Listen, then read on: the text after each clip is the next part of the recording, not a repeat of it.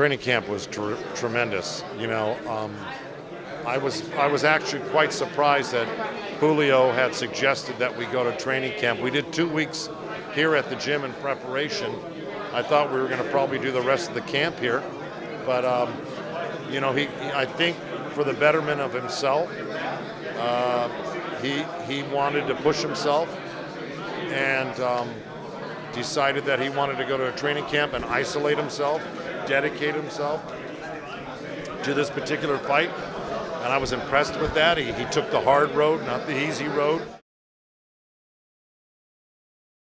Ran hard around the lake all the time, worked out, you know, in the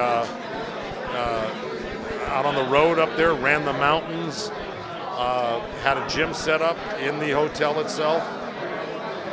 We really worked 6-7 days a week. Rarely did we work any less than that.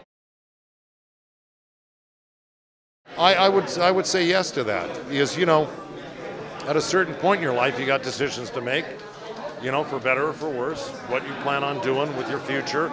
And I think he knows, just like Pacquiao, just like Mayweather, once you hit that 29-30 mark, if you know, he's a star. If you want to be a superstar, you know, it usually happens in your early 30s that it starts taking off to there. And look where Pacquiao and Mayweather are now. They're in their late 30s.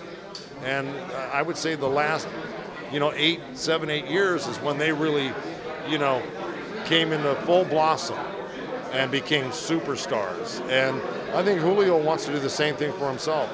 He wants to become a superstar. Not that he isn't already, but that he wants to really put his stamp on the game and become a big pay-per-view star. And I think he's made up his mind to dedicate himself to that. And if this camp was any indication of it, he's well on his way. No, look, I mean, I think, you know, Julio's been out of the gym for basically a year. He hasn't fought in over a year. 72 is only 4 pounds away from 68. I think this was a good catch weight for him. You know, Fonfara's been fighting at 75, so he's got to come down. That may or may not be easy for him to lose those 3 extra pounds. But I think if Julio stays in the gym, continues to fight regularly, I mean, you know, what's 4 more pounds? If we make 72, which we will on the 17th, I think 68 is actually a very comfortable weight for him. He's actually a very big guy. You know, he's got sloping, broad shoulders, big thighs. He's a big kid. He's not a slenderly built guy, and he's also tall. So, I mean, for him to get down to 68, which I think will be easy, he's going to be one big dude in the 68-pound division. I think it's more than realistic to see him fighting at 68 and staying there for a while.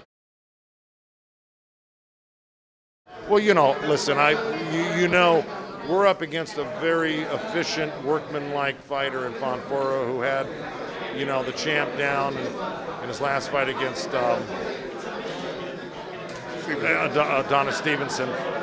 And, you know, he's no one to, you know, Fonfara is nobody to be trifled with.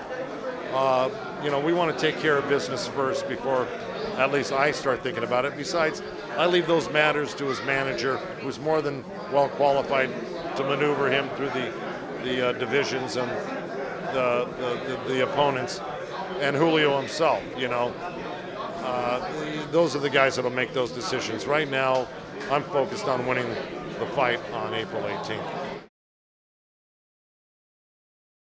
Look, I mean, I think, you know, we've seen both guys for a long time, and it's hard to bet against either one of them. But if you've ever bet against Mayweather, you've lost.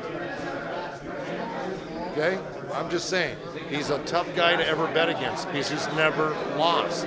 How do you bet against a guy that's never lost? I find that, you know, the key question for me. He's the type of guy, if you've ever gone against him, you've come out on, you know, the opposite side. So, you know, I got to go with Mayweather, not because I'm some expert at picking fights. If I was, I'd probably be doing that for a living. But you know, I just personally speaking, I would never bet against the guy because he'll probably lose.